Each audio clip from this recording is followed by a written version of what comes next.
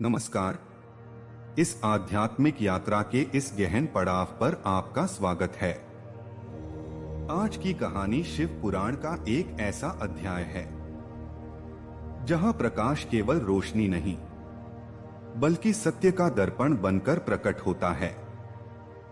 कल्पना कीजिए, एक ऐसा समय जब ब्रह्मांड शांत था, लेकिन उस शांति के भीतर एक सूक्ष्म हलचल जन्म ले रही थी।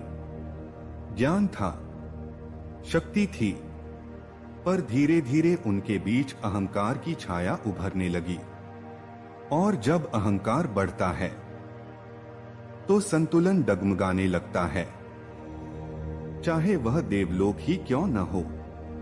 तब आकाश की सीमाओं को चीरते हुए एक अनंत ज्योति का स्तंभ प्रकट हुआ, जिसका न आरंभ दिखा न अंत, सिर्फ एक अनुभूति कि कुछ ऐसा है जो समझ से परे है।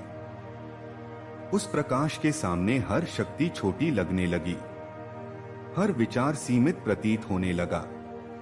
खोज शुरू हुई, ऊपर नीचे हर दिशा में, पर अनंत का अंत कहाँ मिलता है।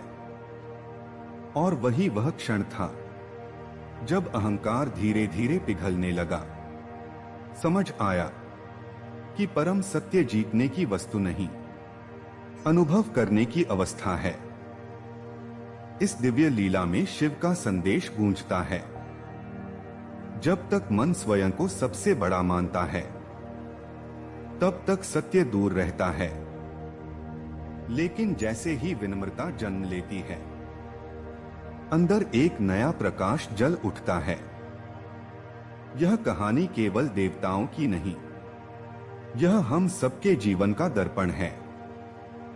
जब हम मैं से हम की ओर बढ़ते हैं तो जीवन संघर्ष नहीं, एक जागरूक यात्रा बन जाता है।